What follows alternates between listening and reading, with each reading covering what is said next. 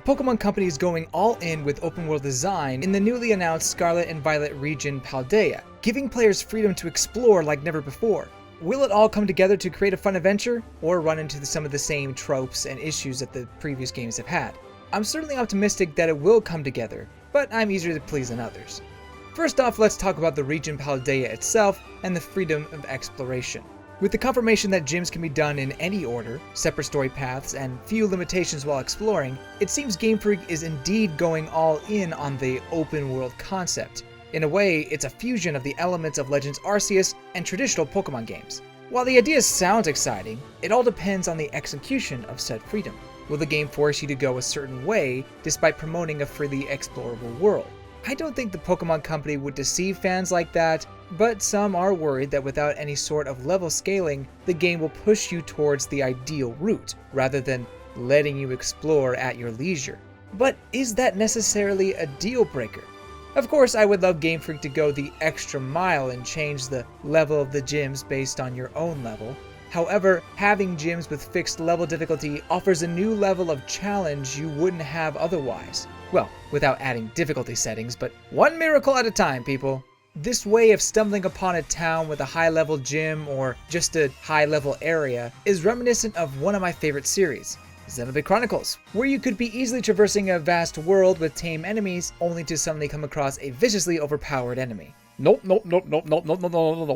The wild area of Sword and Shield and Arceus Legends did this to a degree, and I expect Paldea will be similar, having high-level Pokemon in the middle of the beginning area, just classic Xenoblade type things. But I think this could also apply to gyms as well. For example, you discover a new town with a gym, find out that gym is way out of your league, and then move on to a different area, taking note that you'll be back once you've trained some more. I honestly don't think that's a bad idea. I've done that plenty of times before. Ideally in this scenario, there would be gyms of similar difficulty that you can run across, meaning you won't be forced to search the world for just the right level of gym. But we'll just have to wait and see what the developers have planned. So far, I'm optimistic that this any order gym route will be a lot of fun, and break up the linearity and monotony of it all. The new trailer further confirms that Paldea is completely free to roam, with no restrictions, as long as you have your new partner Pokemon, the legendary Koraidon or Miraidon. As many, including myself, theorized, both legendaries do indeed have wheels on their body. It's just kinda hard to ignore them, becoming a motorcycle for the player to ride. But that's not the only thing they are capable of. All the functions found in past ride Pokemon, except maybe digging up treasure, but who knows, is accessible to our Swiss Army knife motor vehicle Pokemon pals. They swim, climb, fly, glide, and tear up dirt. Plus, it's eco-friendly. That all being said, I do have to point out that despite having wheels on its chest, Koraidon does in fact still use its legs to run. What can I say? I'm an old-fashioned kind of Pokemon. Looking closely at Koraidon's design, the wheels don't actually spin, it seems like. They're just kind of bulges attached to its body, so I guess it might be a little strange if those were spinning, so okay. I see the issue of having them be wheels, but at the same time, why design him like that? I guess they were trying to have a mirror copy between the two legendaries, but I mean, it's just so weird. It's just weird in general, I guess. But there's something more believable or easier to swallow about Miraidon versus Koraidon. Even though I like Koraidon's design in general, it's just when it becomes a motorcycle, it runs on horsepower. I'm still leaning towards Scarlet, but this one has given me pause. I will say that. It's unclear how early into the game the two box art legendaries will join your adventure. I'm guessing relatively early, but the two fully expand their capabilities as you gain more experience. So you start off limited in what you can do, and then you gain more abilities. Although it would be neat to have all the ride abilities available right from the start of meeting your noble steed, and definitely more encouraging when exploring. That said, actually having Koraidon or Miraidon on your team probably won't happen until much later, when they transform into their true selves, which seems to be a running theme with legendaries as of late.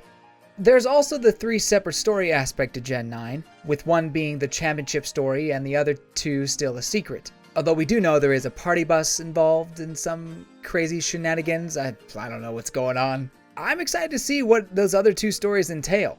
I imagine one or both will focus on the legendary Swiss Army knives, as well as the game's evil organization, which we still haven't seen as far as we know. Maybe one of the logos, but it's too early to say. There's also something involving this treasure hunt that the school is part of. No idea what we're searching for.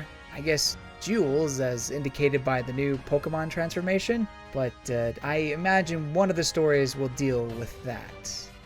Speaking of jewels, the new battle gimmick of the season is the Terra Stall phenomenon. I am going to have the hardest time pronouncing that. I thought Gigantamaxing was hard to say. This phenomena changes every Pokemon into glass figurines. I'm sure the grandmas of the world love this. If I'm being completely honest, the glass topping thing, it looks silly. Especially with how big and over the top they are on some of the Pokemon. I think it just looks so silly, and I just don't think it fits. It's like out of place. As for the benefits, the Terra Stall form powers up the Pokemon's type and makes their moves stronger. There are also some special Pokemon that can change their type entirely, with an even smaller few changing their appearance, based on the flying Pikachu thing. It's kind of a mixture of the previous generation's gimmicks in a sense. A bit of Mega Evolution and Z moves, and of course Dynamaxing, and just a little bit of everything. Do I like it? So far, not really. I don't hate it, but it's not amazing. Is it here to stay? No way. This is definitely a one-off thing. But it does give Game Freak an excuse to continue raid battles, which they started in Galar. Just like finding special Dynamax Pokemon, it seems you'll be able to find rare Terra Stall Pokemon in these raid battles. No clue if they will have drastically different forms like with Gigantamaxing, but it certainly would add to the incentive of catching them beyond just changing the typing of a Pokemon. This new form also potentially explains the weird ending teaser from the previous trailer. Granted, I wonder if there will be some story significance behind it still. Perhaps the great treasure hunt the principal of the schools mentions is to find the source of the Terra Stall phenomenon, either a special item or a Pokemon. Now let's talk about some of the new Pokemon revealed, starting with Paldean Wooper. I'm so glad this little guy is getting a new form. He deserves all the love. Everything you loved about the derpy-faced baby, now in forbidden chocolate form. From what I understand, this Wooper is poison ground type, hence the skull and crossbones inspiration to its new design. There's a few ways they could go with Paldean Quagsire, either just paint it brown and call it good, or go all the way with the skull thing and make a Quagsire pirate. Or Goth. Quaggoth. Let me think about it and I'll get back to you. As for the brand new Pokemon, I like them both for very different reasons. Pido, top tier pun, is a cute squishy puppy doe that deserves all the love in the world. I love its pastry ears and chubby body.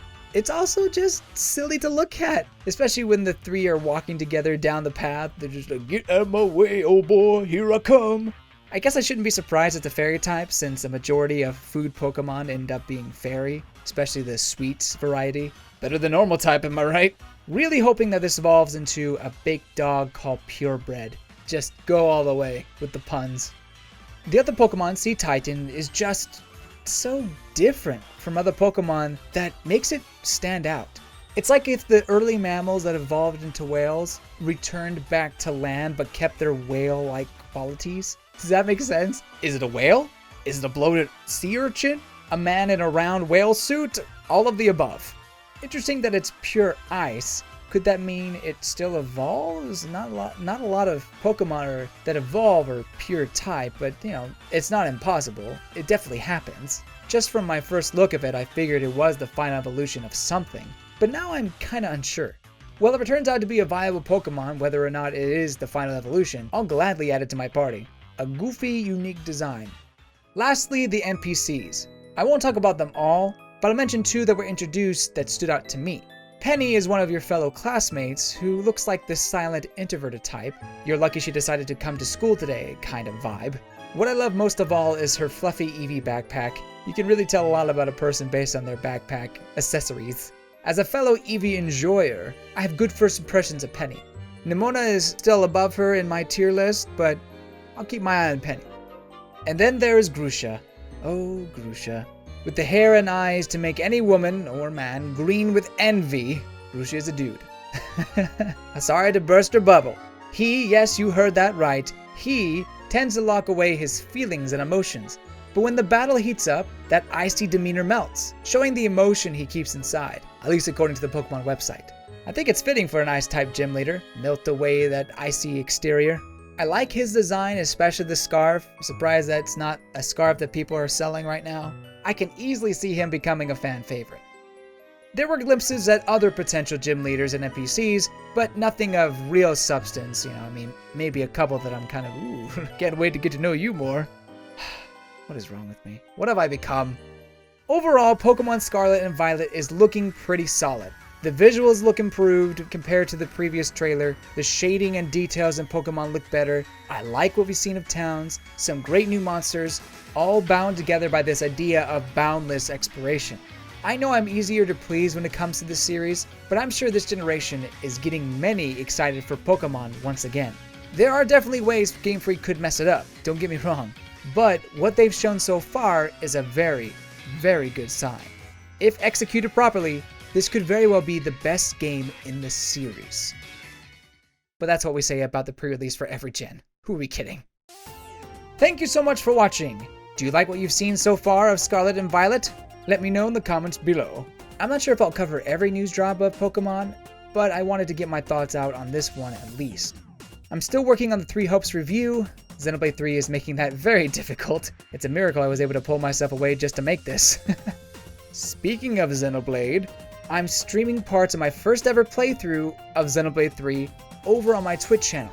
If you want to hear my terrible British accents and sometimes witty, sometimes cringy commentary, be sure to check me out. I stream at least every Friday night, but might do more as I get closer to the end game. Thank you so much for watching. I already said that. I hope you have a lovely day. See you later.